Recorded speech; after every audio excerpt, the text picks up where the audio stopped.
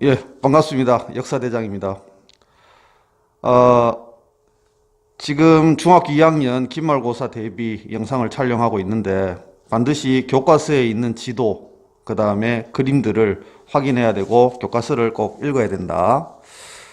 지금 이제 수업할 내용은 그 게르만의 이동으로 인한 중세 유럽의 시작, 프랑크 왕국, 그 다음에 봉건제도의 성립, 비잔티움 제국, 십자군 전쟁, 해야 될 일이 좀 해야 될 내용이 좀 많은데, 집중해서 잘 들어줬으면 고맙겠어.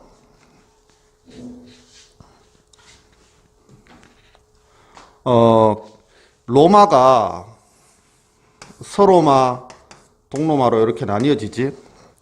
서로마는 게르만족이 이동해서 멸망해. 그리고 중세 유럽이 시작된다.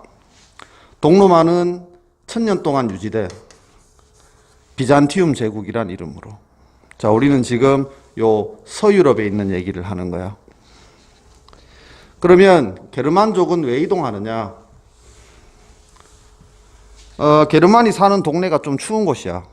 그래서 인구 증가하니까 농경지도 부족하고, 게다가 동쪽에서 훈족들이 이렇게 밀어버렸어. 자, 훈족의 압박으로 게르만이 이동해서 서로마 땅으로 들어와 가지고 서로마 제국을 멸망시키고 게르만족들이 나라를 세워. 근데 이 게르만족들이 여러 나라를 세워. 프랑크 왕국, 뭐 동고트, 서고트 왕국, 뭐 반달 왕국 많은데 그 중에서 가장 파워 있는 나라가, 가장 오래 간 나라가 프랑크 왕국이었어. 그럼 프랑크 왕국은 왜 오래 갔느냐? 크리스트교로 개종했어. 로마 카톨릭. 로마 카톨릭이 예수님 믿는 크리스트교다. 클로비스란 사람 때 종교를, 이 야만족, 게르만족이 종교를 로마의 종교인 크리스트교로 바꾼 거야. 그래서 로마인들한테 인정을 좀 받았어. 그리고 교회의 대장을 교황이라고 하는데, 교황이 제일 무서워하는 애들이 이슬람 세력이거든. 근데 이 카를루스 마르텔이라는 사람이 이슬람 세력을 몰아내죠. 그래서 교황이 굉장히 고마워했어. 그리고 전성기를 구가했던 카롤루스 대제, 이 사람 때가 전성기인데 이때 영토를 확장하고 거기에 크리스트교를 전파하고 그 다음에 교황한테 땅도 주고, 그러니까 교황이 반해버린 거예요. 어머, 이러면서 교황이 그 게르만 야만인 카롤루스 대제를 당신을 진정한 소로마 제국의 황제로 임명합니다 라면서 임명해줬어. 그래서 이 사람이 소로마 황제로 임명이 돼. 그래서 요때 서유럽 문화권이 형성되는데, 지금 얘네들이 게르만족이지. 그러니까 게르만. 그 다음에 얘네들이 로마 땅에서 나라를 세웠지. 로마 문화. 그리고 중세는 신중심의 사회야. 크리스트교 문화. 로마, 크리스트교, 게르만. 요 세 개가 서유럽 문화권이다. 근데 요 카롤루스 대제가 죽어. 죽고 난 다음에 자식들끼리 영토가 이렇게 나뉘어져. 서프랑크, 중프랑크, 동프랑크인데 요게 지금의 프랑스, 요게 이탈리아, 요게 독일이야. 그래서 프랑스, 이탈리아, 독일로 나뉘어져. 그러니까 프랑스, 이탈리아, 독일은 이 카롤루스 대제 전까지는 뭐 역사가 좀 비슷하다. 거의 다 비슷해. 알겠니?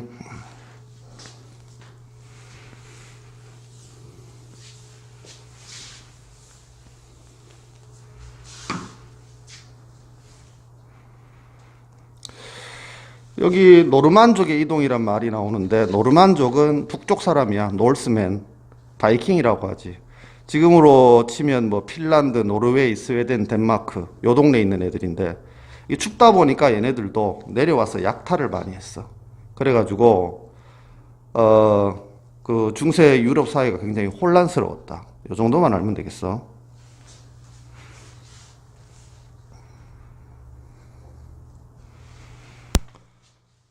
프랑크 왕국은 분열됐어. 노르만족들이 막 쳐들어와. 그러다 보니까 이 왕이 이쪽에 있는 사람들을 다 보호해 줄 수 없는 거야. 그래서 왕이 영주들한테, 제후들한테 땅을 이렇게 떼어줘.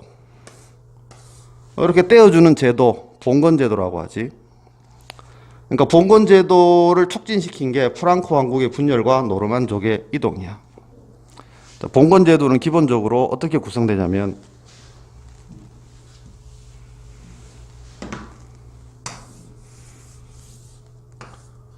여기 왕이겠지? 이 제후다. 왕이 제후한테 땅을 줘. 땅. 그걸 봉토라고 해. 그래서 땅을 받은 얘는 뭐가 되냐면 봉신이 된다. 얘는 주군이 돼. 주군과 봉신의 관계야. 또 제후는 누구한테 땅을 주냐면 기사한테 땅을 줘. 그러면 얘가 주군이 되고 땅을 받은 기사는 또 봉신이 되겠지. 그 다음에 농노하고는 뭐 이런 관계는 없고 그냥 지배하는 관계야.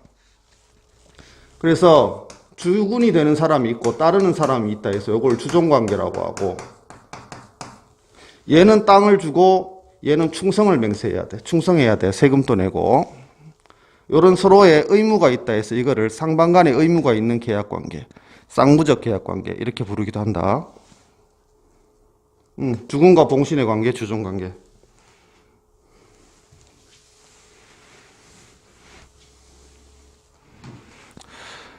자, 아까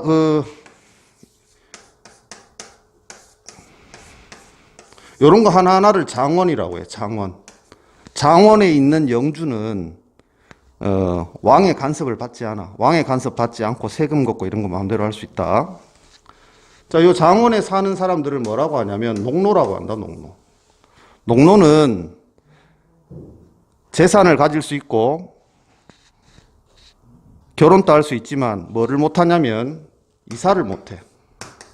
요쪽 장원에서 요쪽 장원으로 이사하는 거 못한다. 생각보다 이거 시험에 굉장히 자주 나왔어. 농노는 재산을 가질 수 있고 다 할 수 있지만 이사를 못해.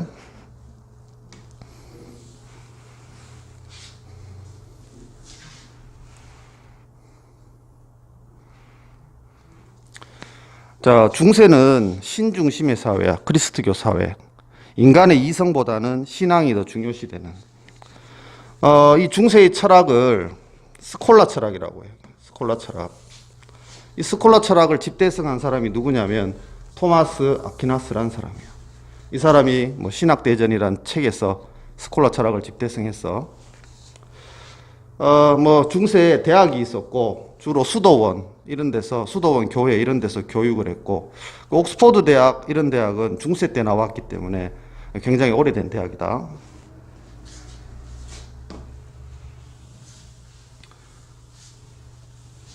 우린 지금 중세 서유럽 얘기를 하고 있어.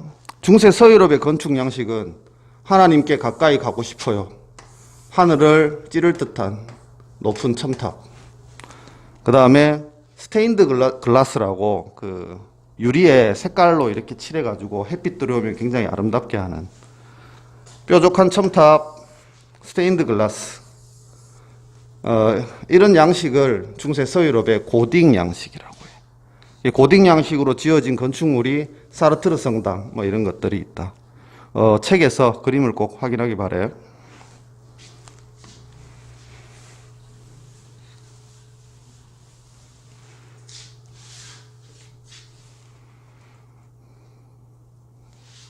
자, 비잔티움 제국에 대해서 얘기할 건데, 아까 로마가 두 개로 나뉘어졌다 했잖아. 서로마, 동로마. 지금 우리가 수업하는 대부분의 얘기는 거의 다 서유럽, 서로마 쪽의 서유럽이고, 동유럽 얘기는 요거밖에 없어. 그러니까 헷갈리지 말고 뒤에 나오는 모든 얘기가 다 서유럽 이야기야. 동유럽 얘기는 지금 얘기하는 비잔티움 얘기밖에 없다.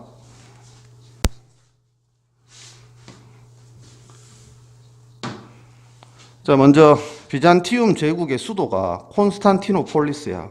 지금은 터키의 이스탄불인데 수도인 콘스탄티노폴리스가 동서양의 중심에 있어. 그러니까 여기가 동서양 교통의 요충지야.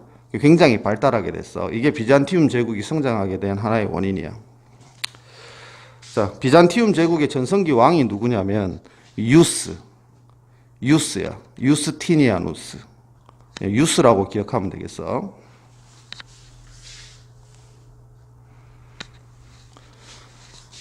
이 비잔티움 제국의 유스는 원래 서유럽은 교황이 있고 황제가 있어. 이렇게 분리돼 있어. 교황은 종교를, 황제는 정치를. 근데 이 비잔티움 제국 동유럽은 교황이 황제야. 이거를 이제 재정일치 혹은 정교일치라고 하지. 한 사람이 둘 다 하는 거. 그러니까 얘들이 파워가 더 세지. 한 사람이 교황도 하고 황제도 하니까. 얘는 교황과 황제가 나뉘어져 있다. 그러니까 이 비잔티움 제국의 유스티니아누스 황제는 자기가 뭐 교황이면서 황제야. 그리고 다른 거는 별로 중요치 않고 성소피아 성당이라는 걸 만들었어. 성소피아 성당. 유스티니아누스 법전이라고 해서 로마법 대전 그걸 완성했는데 이제 점점점 약해지다가 오스만 제국의 침입으로 멸망해. 오스만 제국은 이제 이슬람교를 믿는 곳이야. 성소피아 성당은 어떻게 생겼냐면 정사각형 벽에 원형의 돔을 올리고 이쪽에 이런 것도 있고 안은 뭘로 장식됐냐면 모자이크로 장식됐는데 이런 양식을 비잔티움 양식이라고 한다. 역시 교과서에서 그림을 확인해야 돼. 성소피아 성당.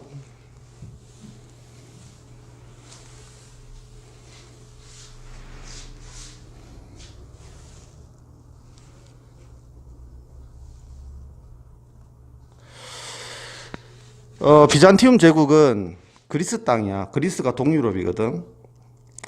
그래서 그리스 언어를 쓰고 그 다음에 그리스 정교를 믿는데 그리스 정교 얘기는 조금 이따 하고 이 사람들이 그리스 문화를 잘 가지고 있다가 그거를 서유럽에 전파하면서 서유럽에서 르네상스가 일어나게 됐어. 자, 이 얘기는 나중에 르네상스 얘기할 때 다시 하도록 할게. 자, 종교 얘기로 넘어가 볼게.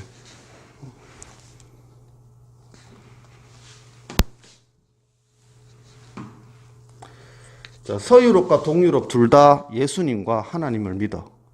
둘 다 예수님과 하나님을 믿는데 이 동유럽은 성상 숭배를 하지 않아. 성상이라는 게 크리스트교에는 십계명이 있어. 나 외에 다른 신을 섬기지 마라.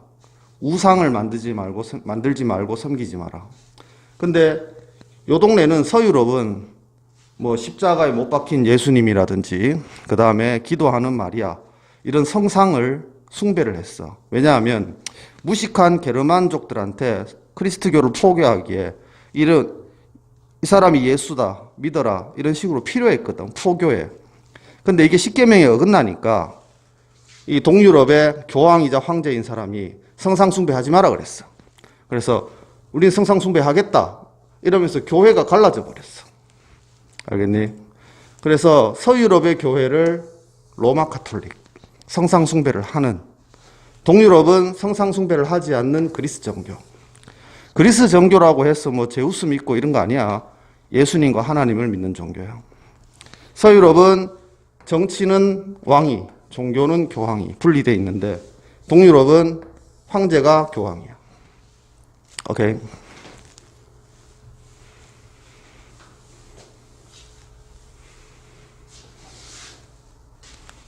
아까 요 위에 있는 얘기는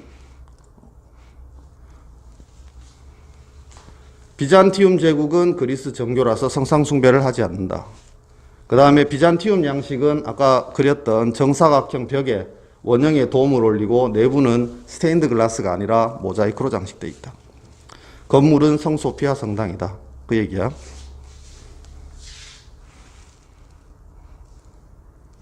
자, 요 지금 굉장히 중요한 게 나왔는데, 자, 여기서부터는 다시 서유럽이야. 동유럽 얘기는 비잔티움 얘기로 끝났어. 지금부터는 다 서유럽의 이야기야. 자, 서쪽에 교황이 있고 황제가 따로 있지.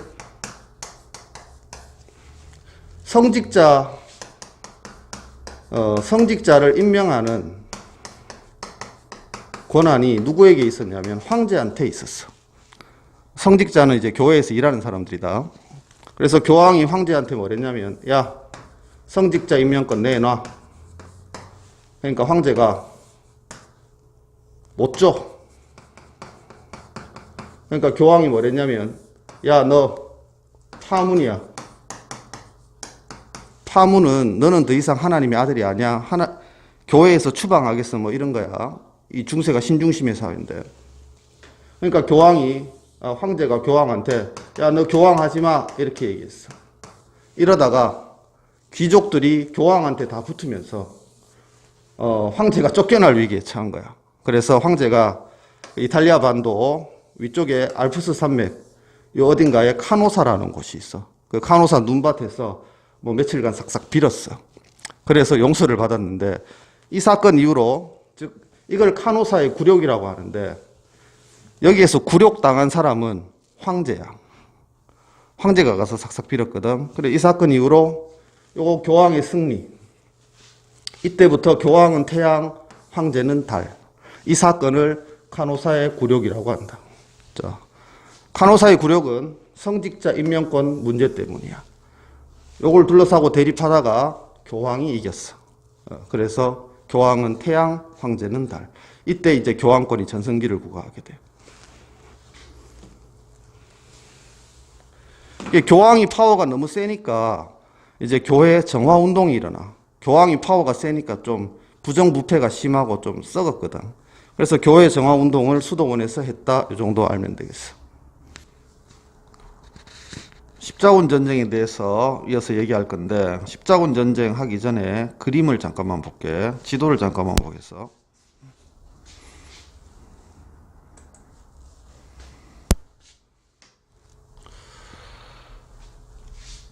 여기가 예수님이 태어난 예루살렘이라는 곳이야.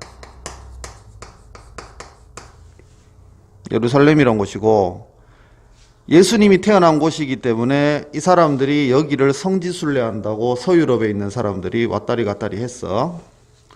근데 이 예루살렘을 누가 점령해 버리냐면 셀주크 투르크족이 점령해 버리는데 이 셀주크 투르크족은 이슬람교를 믿는 사람들이야.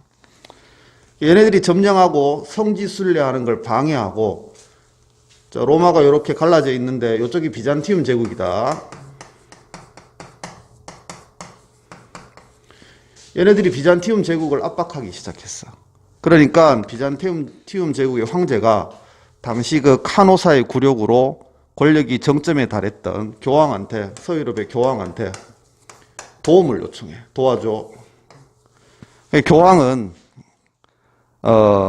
이 예루살렘을 회복해서 성지순례를 다시 하겠다는 게 표면적인 목적이었지만 교황 입장에서는 자기의 세력을 비잔티움까지 넓히겠다 이런 욕심이 있었고 기사하고 영주들은 요 동네 땅을 차지하겠다 그런 욕심이 있었고 상인들은 이쪽이 동쪽이거든.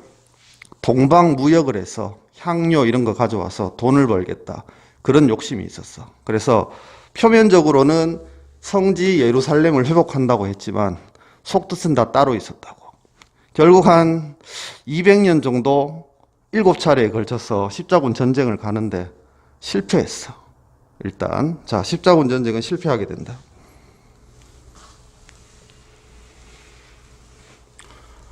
자, 십자군 전쟁이 일단 실패했어. 그러면 교황의 권위는 올라가겠어 내려가겠어? 교황의 권위는 내려가겠지. 십자군 전쟁은 교황이 주도했으니까.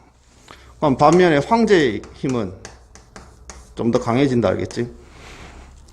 그 다음에 동쪽으로 왔다 갔다 하니까 동방무역이 발달해. 상업이 발달해. 동방무역이 발달하니까 어떤 일이 생기냐면 상업이 발달해서 이게 왕이고 이쪽이 뭐 장원이라고 치면 도시가 발달해. 이런 도시가 발달하는데 이 도시의 시민들은 동방무역을 해서 일단 돈이 좀 많아. 그리고 농노가 도시로 도망가서 1년하고 하루 살면 또 자유인이야. 상업이 발달하다 보니까 화폐가 발달하게 되고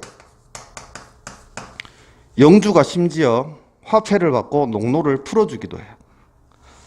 자, 무역이 발달하면서 도시가 발달하고 그 다음에 동방에서 화약, 대포 이런 게 들어오면서 영주,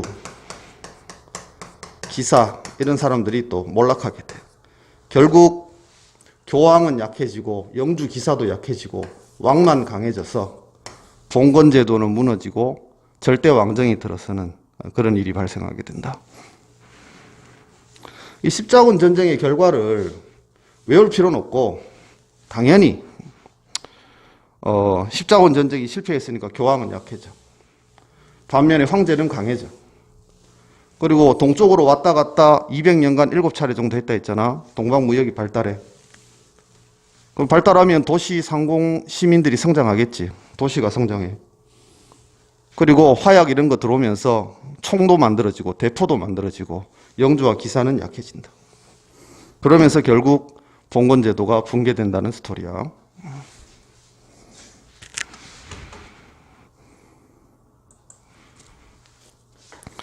자, 십자군 전쟁은 셀주크 투르크족이 예루살렘을 점령했어. 그리고 성지 순례를 박해하니까 비잔티움 제국도 위협하고. 근데 교황은 뭐 속셈이 따로 있었지. 어쨌든 성지를 회복하기 위해서 7차례에 걸쳐 갔는데 실패했어. 결국 교황권은 쇠퇴하고 기사는 몰락하고. 근데 도시들은 성장해. 결국 봉건제도는 붕괴하게 된다. 자, 여기에서는 중요한 것만 해보자. 도시 내에서 길드라는 게 만들어져. 길드 들어봤지, 게임할 때. 같은 업종에 종사하는 사람들끼리 만든 단체야. 뭐 지금으로 치면 뭐 대한변호사협회 뭐 이런 것들. 이때는 상인들끼리의 길드, 수공업자들끼리의 길드가 도시 안에 있었어.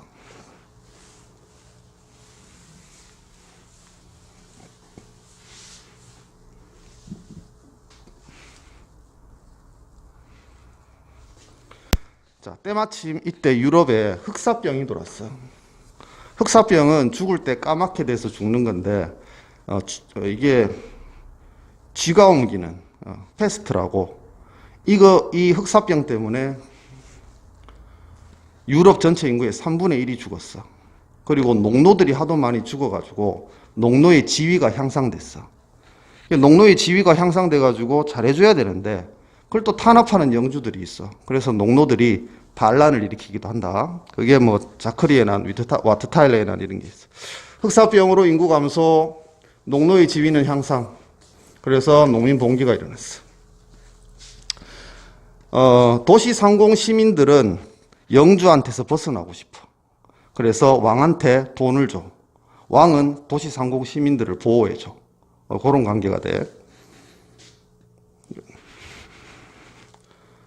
자, 여기에 관료제와 상비군 얘기가 나오는데, 절대 왕정에서 하는 게 좋을 것 같아. 관료제는 왕 밑에 공무원들이라고 생각하면 돼. 그 다음에 상비군은 왕의 군대. 근데 이걸 유지하려면 돈이 들지. 그 돈을 도시 상공 시민들이 대줬다. 이렇게 생각하면 되겠어. 그 다음 프랑스에서는 100년 전쟁이 일어나는데, 100년 동안 싸워서 100년 전쟁이야. 프랑스하고 영국이 싸운 거야. 처음에는 프랑스가 밀렸어. 근데 잔다르크라는 여자가 나타나면서 프랑스가 승리하게 돼. 근데 이 전쟁 과정에서 귀족들이 많이 죽어.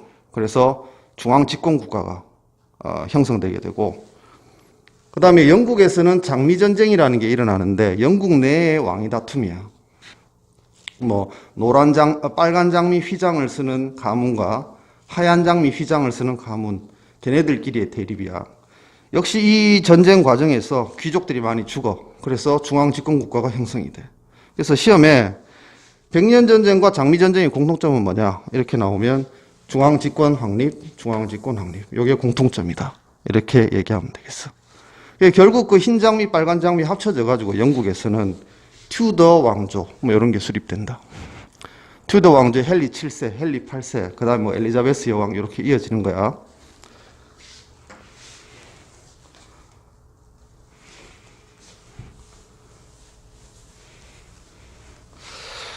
자, 오늘 바쁘게 많은 얘기를 했는데, 뭐 앞에 얘기가 너무 길었어. 칠판에 판사하면서 따로 설명하는 건 생략할게. 설명하는 거를 다시 돌려서 반복해서 봤으면 좋겠어. 이 영상이 도움이 된다면 뭐 구독, 좋아요, 뭐 이런 거, 댓글 이런 거 좀 부탁할게. 수고했어.